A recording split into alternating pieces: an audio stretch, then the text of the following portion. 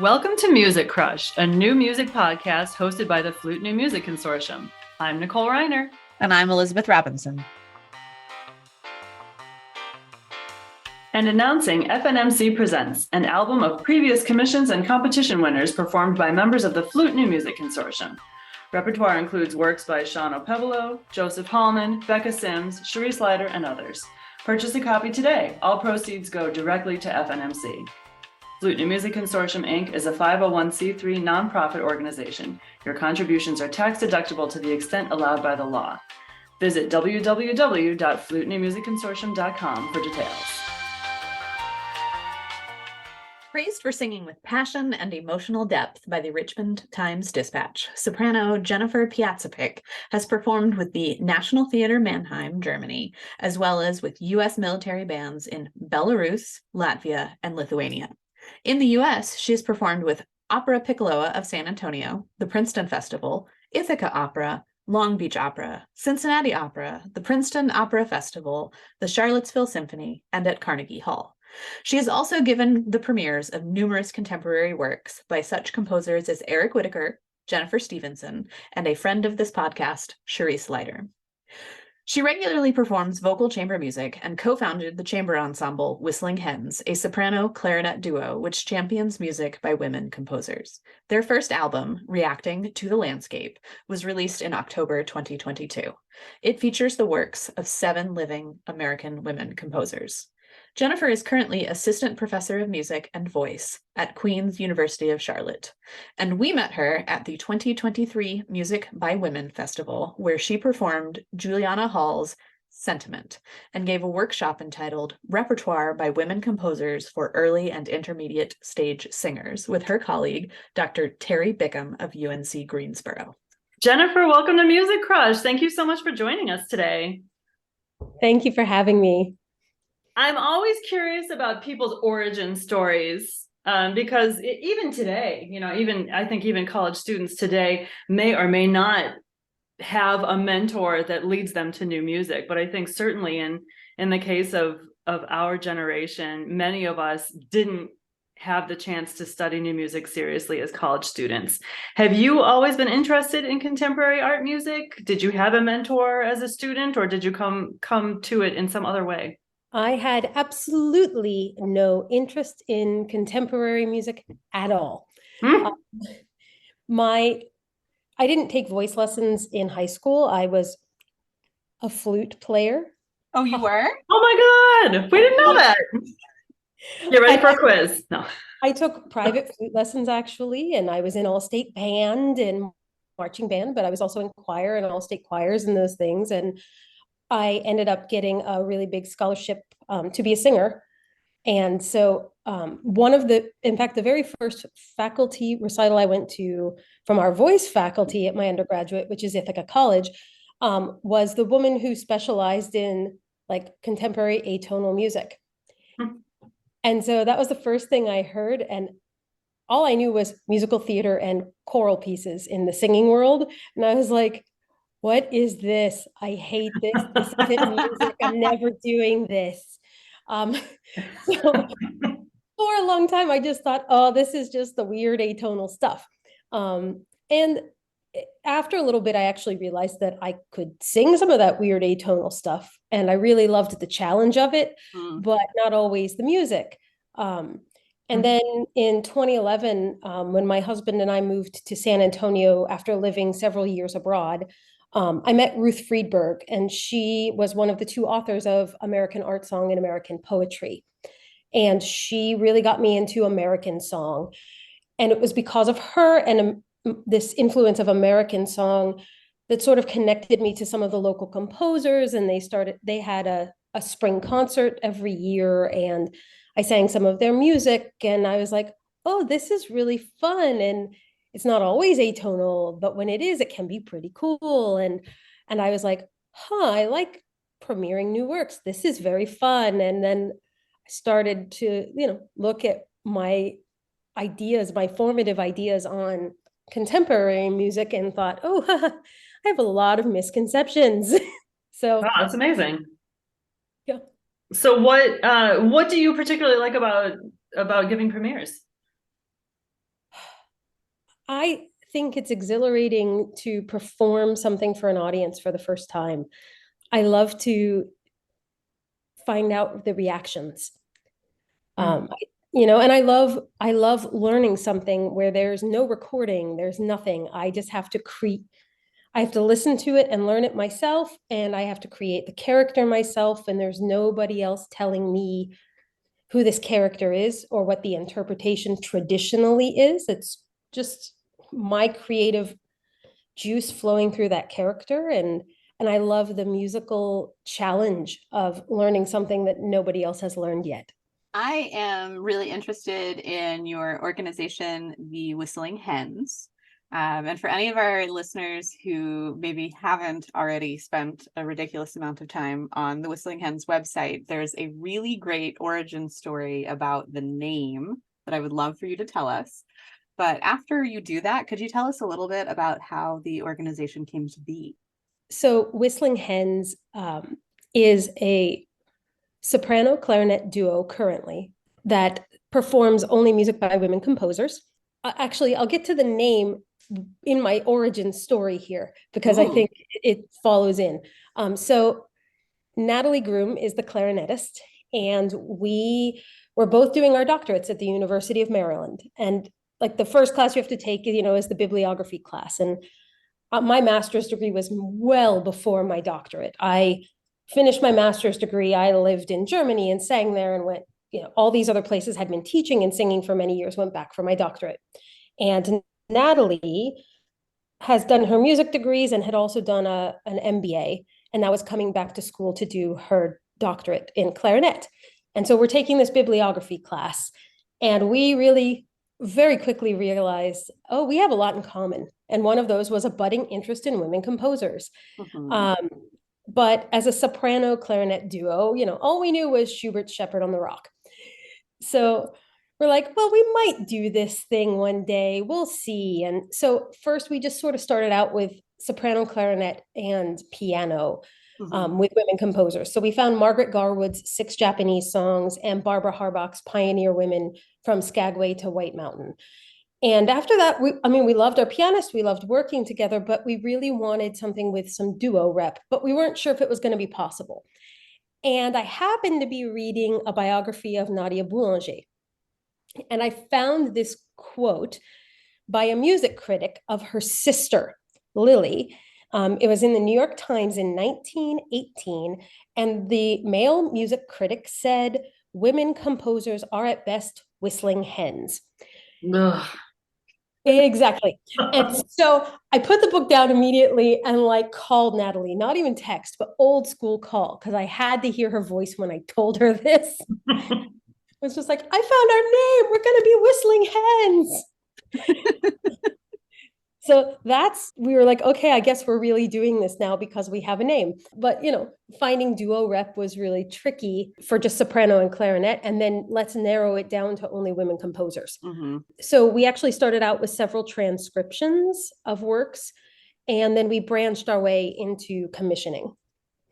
That's awesome. You said currently a duo. Does that imply that there are expansions on the horizon? And if so, are you able to talk about that? If not, I can.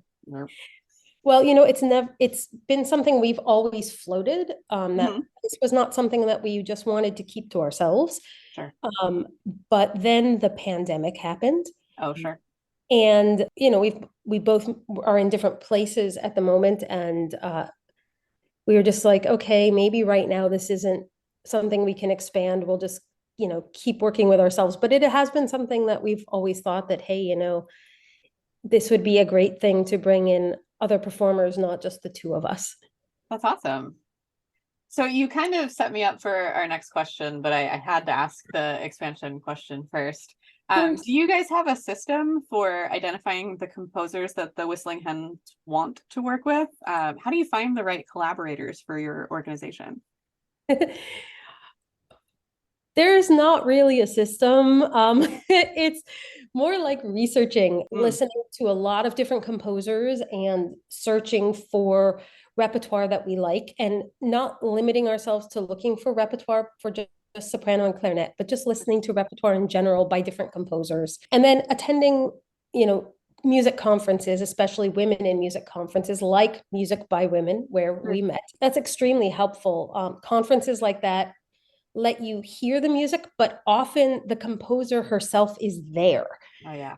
So then you can chit chat with them and see like, hey, how do we get along? How does this work? And actually, Music by Women is where we met our first two commissions, Ashy Day and your podcast friend, Charisse Leiter. Oh, yeah. Yay. We met them both the very first time we went to Music by Women together. And being able to chat with the composer really starts giving you a sense of the person and their values. And we do a lot of listening, and then we also love a good Zoom happy hour to chit chat. And not every composer have we been able to get to know very well, but somehow things seem to work. I feel like when you maybe have similar musical interests, sometimes that also helps. Sure. When, the composer writes in a way that speaks to us as performers, somehow personalities work really well that way too. We met backstage at the Music by Women conference because Nicole and I were about to go on stage to play a piece by Kimberly Osberg, and you ran back and said, I can't stay, because I think you were about to go sing within. I was singing, seconds. Right after. But you sort of cruised by and were like, we also have a piece coming by Kim Osberg, and we found it because of you. Tell us about that piece, because we're big fans of Kim Osberg on this podcast. Part of that was Natalie, because she saw the chicken song, and we're whistling hens. So sure, any songs about chickens, we're like, woo, what's this? So we had commissioned Kim, and we premiered the piece she wrote for us 3 weeks after I met you all at Music by Women. Wow. That is super cool. Tell us a little bit about the piece. I'm on the website reading about it, but I would love for you to tell our listeners too. Hombres Necios is a poem by Sor Juana Inés de la Cruz. She was a 16th century nun, but also theologian and feminist, and got into quite a bit of trouble. But Hombres Necios is a really long Spanish poem, basically discussing the double standards of being a woman. That if you don't want to give yourself to a man, you will probably be called a prude. But if you do, you're probably going to be called loose. And blaming men for that, you foolish men, you're the ones who say this about us. This is not, why is it one or the other, and they're both bad? So it's interesting that poem also is a 16th century poem. I find that very cool. I guess some problems are timeless. Sadly. Did you bring the text to Kim? Did you bring the subject matter to Kim, or did she provide that to you out of her own wacky and creative mind? She had provided a few ideas.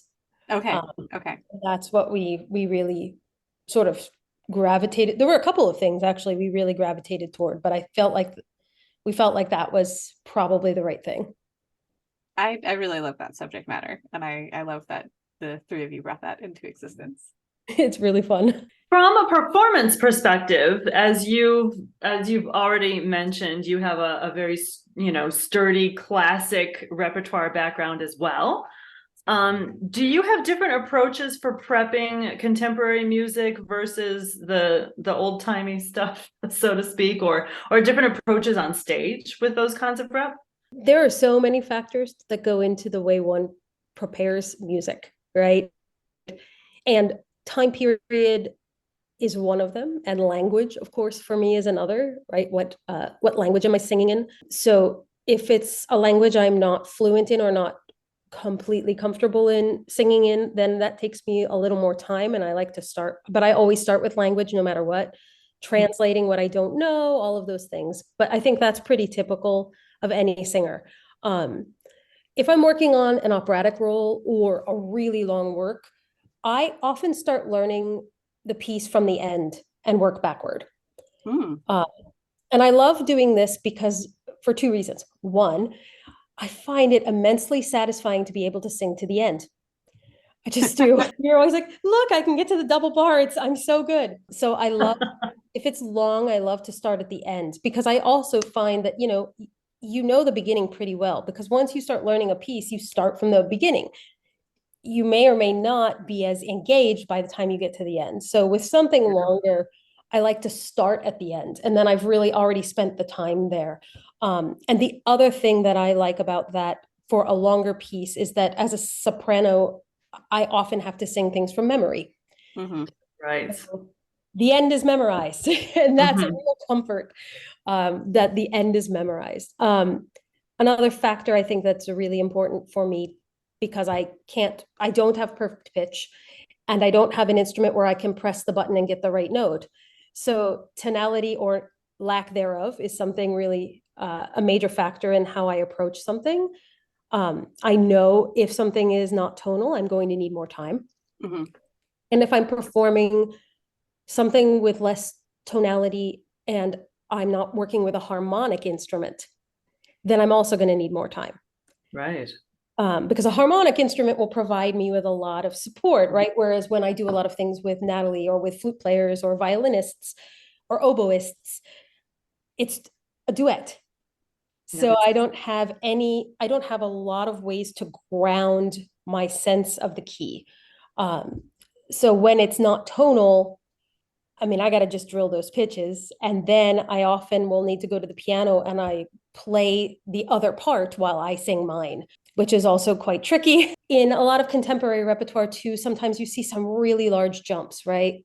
Sevenths or larger, octave in a second, octave in a third. Persichetti's harmonium comes to my mind, actually, as I'm saying that, which is really funny, where he has a lot of seventh leaps or octave in a second leaps in both directions. Mm-hmm. So something I often do is I will just move all the pitches into the same octave and learn everything in one octave. And then once I'm really comfortable, I just displace the octave and put it back where it belongs. So that's a really helpful thing for my oral skills. When I learned that I could do that, and I was like, oh yeah, hey, if I just sing it in this same octave, I can find all the notes. How about that? And then another consideration that I have as a singer, and I'm sure you also as flute players, is the use of vibrato. Right? Time period really matters there. I certainly do not want to sing Puccini without vibrato, but I might want to add some and take some away in Handel. I might want to take some away in something that's not tonal or something that has a lot of clashing with my collaborator. And with modern composers, you just don't know. They may want a full operatic sound. They may want a musical theater sound. They may want a jazzy sound. It really depends on the rep and the composer. So in that case, then thinking about the sound that I make, I find that I've got to really talk to a composer sometimes, if I'm not 100% sure. And I'm always ready to, make some recordings of myself as I learn something new and send it to a composer to ask for feedback. Is this what you're looking for?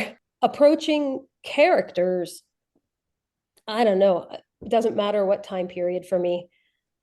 I approach the character as who they are as a human being. I think that's the most fun thing, is who is this person that's speaking this text and why are they saying it? And art song is always more difficult, can often be, excuse me, more difficult than opera, because in an opera or in a musical, the characters develop, they change, you get a lot of background about them, there's other people and you learn about their relationships with them. Whereas in art song or chamber music, you probably have a poem and you have to interpret the poem and who's the character in the poem and what are they saying and why.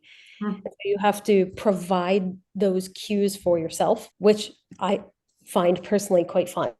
As you were talking, you mentioned singing along with singing in partnership with single line instruments, and you said something about drilling pitches. One of the trends I've noticed in a lot of new music for flute lately is music for singing flutist, in which you are producing a pitch on the instrument, but also there's a pitch coming from your voice, sometimes in alternation and sometimes at the same time. And while I'm sure what I'm dealing with is nowhere near as atonal as some of the repertoire that you've tackled, you mentioned drilling pitches, and the performer in me was like, oh, we need to talk. Are you talking about drilling a sense of relative pitch, like just pulling a pitch out of the sky, or are you talking about relationally, or whatever that word is, between you and whatever instrument is happening? Relationally, I have actually I have very good relative pitch. Once I'm singing something for a little bit, I can probably start singing it in the correct key without you giving me that pitch. But that being said, I will never do that on stage because Sure. that would be the time I would get it wrong. But what I mean in relation to each other, right? So here's my starting pitch, and now I'm singing F, D flat, G, B flat, A, down to low C, jump up to C4, then up to D5. And okay, what are all their relationships, right? So literally just singing those on a vowel or on a hum with no rhythm, just so I know what those pitches are and I can sing them without thinking. No rhythm, no time, just thinking through the pitches. And I guess what I mean by drilling is that then I can sing them correctly without thinking about their intervallic relationships. So building a muscle memory sort of what those pitches feel like in your body. Like when you have to play long runs. Yeah. And Okay. you work it up so that you don't think about your fingers anymore. Mm-hmm. You just play them. You see the notes and your fingers play them. It's the same kind of idea I find with atonal, like that I've sung the pitches so many times that I know what they are. That makes sense. That makes a lot of sense. Okay. I guess I'm always looking for a magic trick to make some of those pitch relationships a little bit more natural for someone who doesn't use her voice as a primary instrument. I don't find all of them to be quite natural in my own voice. And so that's okay. I have to work to make them natural, and that's all right. You know, that makes a lot of sense. Was that related to a Cherise Leiter piece of yours in your repertoire, Elizabeth? A Cherise Leiter piece, among others. Cherise is the one that's on my stand currently. There are some pitches where she's created some pitch relationships or some intervals between the human and the flute, and I think they're important because those intervals show up later sequentially, and they don't always happen that way when I do them. So I'm trying to find ways to make things more accurate for poor Cherise and poor Ella Fitzgerald and poor Hildegard of Bingen. It's not, I mean, there are a lot of things that can be difficult, and you just have to give yourself the grace. But I think it's hard when we're professionals to be like, why isn't this coming quickly? This should come faster. No, sometimes it just doesn't. And that's all right. But we have to give ourselves the grace and the opportunity to be like, okay, these intervallic relationships are not sitting in my ear. Let me just take some time, and I'm going to take 10 minutes every day and just sit here and drill them. And I literally mean like I sit at the piano and I just like press the key, right? Until they're right, until I have them. And I think the most important thing I can do for myself in those situations is to only give myself a small section to work on at a time. Sure. If I look at the whole piece, I'm going to freak out. And this goes back to the like, okay, should I start at the end or should I start at the beginning? It just depends on how it's set up and how much atonality or difficulty I'm having with pitches, or where the hardest section is, or ever that is. I hate forcing myself to go there first, but future me will like me much better if I go there first. Sure. I guess it probably helps to have a system in place that it's something that you do regularly as part of your music making.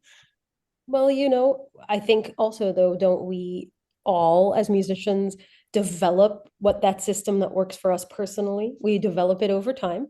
Yes. And as we change and our skills change, the way we approach music changes each time. And I think that's what's really fun about being a musician.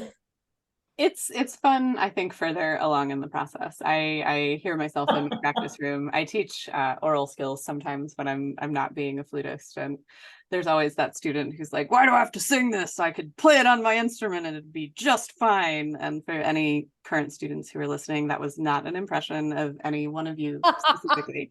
But I relate to them deeply sometimes when I'm in my practice space trying to become a singing flutist, because yeah, if I could just play those pitches in order on the flute, everything would be easy. But it's a new skill set, and so it's a stretch. You know, I have also taught oral skills myself, and I've heard that question many a time. Yep. I can play this on my instrument, and I'm not a singer. Yes, you are correct.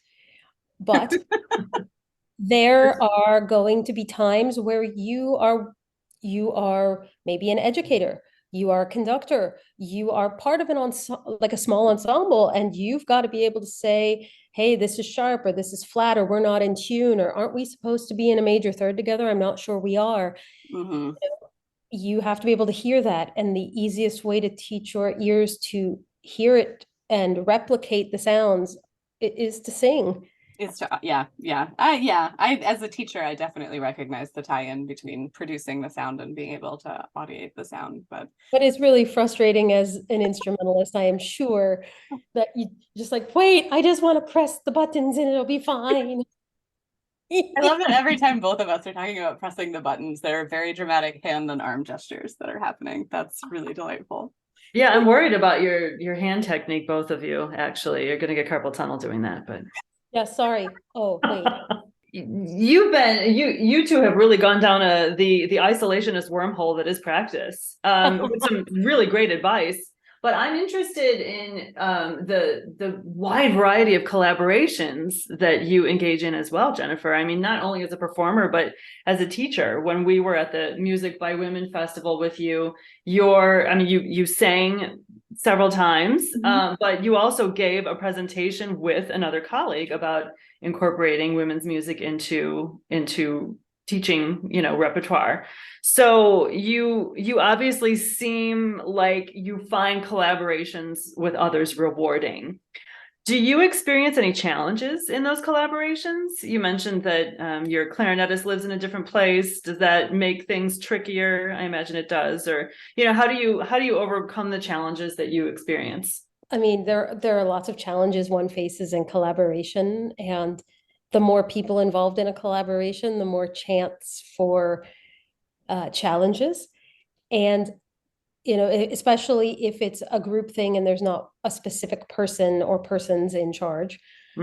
That's where it gets difficult, because you've got that group project syndrome that happens. The more people involved, the more chance it's going to land on one person, which I have learned many lessons about. And of course, not every collaboration is a good fit either. But as you continue down your journey as a professional, I think you start learning the types of personalities you collaborate well with and the types of people you collaborate well with. And I think probably the biggest thing I've learned in collaboration is trying to recognize when to keep my mouth shut. And that's really hard because I'm a soprano. I have really hard time not talking, obviously. But knowing, like, hey, is this something that's worth us hashing it out? Is this a really important point, or is this a minor point that I could live with and it would be fine? And I'm okay with that. But definitely, as as one ages, one starts recognizing collaborators. And yeah, Natalie and I, facing the challenge of not living in the same city anymore, we started to recognize, like, hey, we could probably let ourselves get together for 2 major, like, intense rehearsal periods a year. And we just need like a day to touch up before we do the things. So we actually have a personal residency coming up at the end of this month. We had done Avaloq Farm Music Institute a few years ago, which was an amazing thing to do. It if you don't know Avaloq, it's a great place you can apply to go for ensembles, and you go for a week or 2, and you get a place to stay and a rehearsal space and 3 meals a day, and you just work on your rep and whatever is your project you're working on. But we decided this year instead, since we are presenting at the National Women's Theater Festival in a couple weeks and that's in Raleigh, and 2.5 hours or so from where I am in Charlotte. That Natalie's going to drive down from DC. We're going to meet there, do the presentation and stay, of course, for the conference. And then she's going to come to Charlotte for a week. And we're just going to do a week of going through the new music, going through the new commissions, checking out what we want, doing some new recordings of things if we just to hear how it's going. So this is probably the best way for us to move forward, is finding this like residency time twice a year where we can just do intense rehearsal. But it takes time to chit chat and collaborate. And I have to say, we didn't get that idea from ourselves, but while we were at Avaloq, we met an ensemble called Lakeshore Rush. Oh yeah. Yes, and they used to all live in Chicago, I think, but now Right. all of them do. And so they had come to Avaloq for this very purpose, to basically prep the rep they needed for half of the year. Mhm. And so we sort of were like, oh, well, let's steal that idea. It's great. You, many of your answers are so admirably structured and disciplined. I mean, I feel like I would like you to be my teacher. Oh, You know? And you do, as you mentioned, you have a teaching position. You've taught for, I imagine many grade levels over the years. What do you most hope to accomplish with your students? I hope that I'm helping them to become curious learners and curious human beings. I want them to be curious about not just their voices, although I want them to learn how to do that. And I think singing is really tricky because your voice is so wrapped up in your personal identity. So if something goes wrong, like something goes wrong when I was playing flute, like I can be like, my pad is falling off, or there's some water in here. I gotta clean, like there's something wrong with the instrument, right? Mhm. If something goes wrong when I sing, it's me. Something's wrong with me, the human. And that can be intensely personal. So taking those things and turning it around and being curious, why did that happen? What was I doing? What coordinated or didn't coordinate that I wanted? So first of all, taking, I guess, some of that judgment out and replacing it with curiosity, but then being curious about all styles and genres of music, about composers of all backgrounds, about how our profession has evolved and could still evolve, right? Because I think the old days of you have two tracks, right? I am going to get a symphony position and or be a famous opera star, or I am going to be an educator. That those days I don't think really they exist, but it's a very small portion of people making music, and the way we define a successful music career has changed. So I want them to be curious about what a successful music career may be. And maybe it's not even in their cards. Maybe, I mean, I also teach people who are taking lessons for fun because they love making music with their body. And I want them to be just as curious, Yes, I want them to learn standard rep, but I want them to also, and I want them to sing classical because I love that myself. But I also want them to be curious about musical theater and jazz, and I want them to be curious about singing pop music or country or whatever, and what sound can you make? And it's all right, that you may choose to do your career in a different way. I did. My career has not had a straight trajectory in any way, and that's okay. There's room for all of us to make music. And so I hope that my students, I hope they're just curious. Have you felt a shift with your students or in your own pedagogical philosophy in, say, the last 5 or 10 years?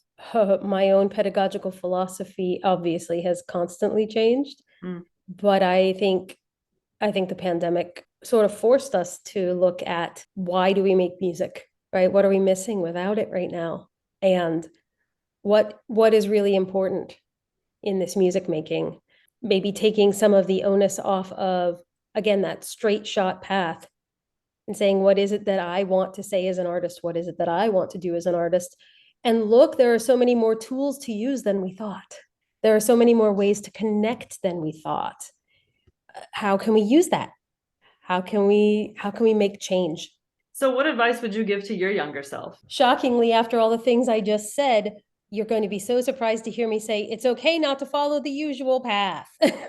It's okay to notice that the world of music is ever evolving and to Mm. push some boundaries and to do things maybe that your teacher told you you should never do. Like the first time I sang an audition wearing a skirt only to my knee and not to my ankle, I was so nervous that somehow my undergraduate teacher would know I was doing it. Because the man had always said, you never wear a skirt above the ankle in auditions. You can't do that, blah, blah, blah, blah, blah. Well, yes, actually, you can. Now, if I'm on a really tall stage and they're down on the first row, maybe I don't want it to be above my knee. Maybe I need it to be slightly below my knee, but that's because I don't want them looking up my dress, not because my teacher said I have to wear something to my ankle and not show my legs, right? So just thinking about those things, those absolutes that we've been told, and maybe they're not absolutes. Kind of on the flip side, and you can choose to go down the sort of teaching and pedagogy route, or you can talk about more performing, or maybe they're linked in your mind. What do you think the biggest challenge you're facing in your work is right now? On the teaching side, I need more training in teaching contemporary styles. Ooh. I've always sung them because I love pop music, always have. And I love jazz and those things. So I've always sung them like for fun. Sure. But in the past few years, I've, been doing research and some work on my own in singing contemporary styles. But I think it's time for me to get some one-on-one guidance. And I'm really fortunate in our field right now that contemporary styles pedagogy is starting to really be an important thing in the vocal field, and I'm really excited about that. There's some courses you can take and whatnot in the summers. So I'm trying to decide what summer I'm going to use my professional development funds to let me go to one of those. And then as a singer, I think the biggest challenge I'm facing right now is redefining who I am as a performer post-COVID. That's been really challenging because I've stopped doing some work that I used to always do, and I've started exploring some other work that I have never done before. And it's a real challenge, to be an older, seasoned performer and do something new. But I guess it's pretty obvious that I like to try new things and I like the challenge. So On the flip side, what do you think are some unique skills? I don't know, three unique skills, something like that, that you think have helped you become successful? you may have noticed that I seem to be a little bit type A, which is odd for a soprano, but I am. And so I would say self-motivation is something that I'm just sort of fortunate to be blessed with most of the time in my life. And that includes practicing. I've always practiced, even if there's not an audition or a gig coming, I just practice because that's what I do. So that self-motivation, I think, is a really fortunate thing. I'm also an Army spouse, so I have moved a lot. And because of that, I always haven't had a need to contact a lot of people when I move to a new city so I can get connected as soon as possible. And I know they always tell you, don't cold call, don't email, whatever. But there was no way for me to get around that because I knew I would only be in a place for a few years. So I needed to meet people quickly. And it's really, really scary to cold contact people. But I think I'm really proud of the fact that I never let that fear stop me from doing it. And lastly, a unique skill that I have is the fact that I take a lot of acting risks on stage. People always comment on how expressive I am, and Natalie could tell you that she likes to go back through our video footage one frame at a time to find my hilarious expressions. So like during the main part of the season, when you see funny photos of us, of me in particular from a performance, sometimes it's from somebody who took it from the audience, and sometimes it's because Natalie went back through the video and took a screenshot of the frame. We've talked a little bit about your collaborations already at this point in the interview, and Nicole asked this of someone, I don't know, maybe a month or two ago. It's become one of my new favorite questions to ask new friends. If you could have any collaboration with any composer or performer, living just manifest itself? Like tomorrow you get the call, hey, this is blankety blank and I want to do blah, blah, blah, blah. What do you think it would be? Oh gosh. She's holding her face, friends. It's a real, this would be a screenshot for your colleague. Natalie, I wish you were here. I know you'd screenshot this. Oh gosh. Anybody, anything. I've been asking mostly like performer composer commission pairs, but Okay. because Like a commission. yeah, let's narrow it down so it's slightly less overwhelming and mean of me. Well, Natalie and I have been on and off chatting sometimes with Clarissa Assad. Her music is super cool. I sang one of her song cycles on my dissertation recital, and her music is super cool. I love the jazz influence, of course, from her family background. So I guess right now, I mean, if I got to do something with Clarice, I think I'd be pretty pumped. All right, it's out there. It's out there in the universe now.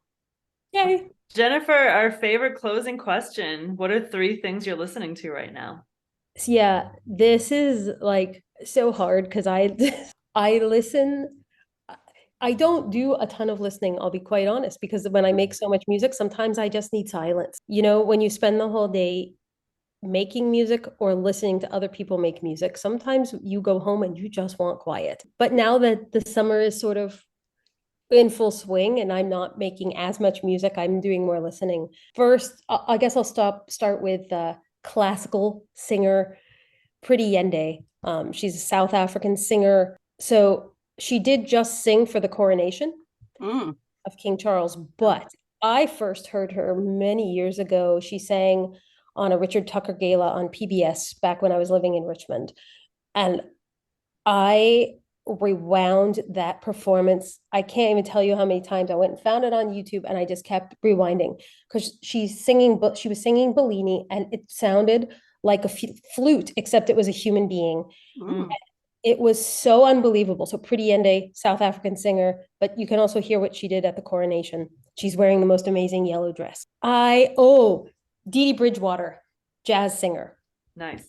If you don't know Dee Dee Bridgewater, your life is really sad and you need to go listen because the scatting is like Ella Fitzgerald level scatting. It's so good. And so many different colors and sounds in the voice, just timbres she can find. And so musical. Absolutely love Dee Dee Bridgewater. And still continuing to be my favorite pop singer is Pink. I love her, like way love her. When I lived in Germany, my friend and neighbor, she and I hopped on the Straßenbahn and went to the next town over, the town where my theater was, where I was singing, but we lived in Heidelberg. And there was this all-day music festival at the castle in Mannheim that was free all day. And it started, with small acts and then built up to a really big German act and then a big major international act.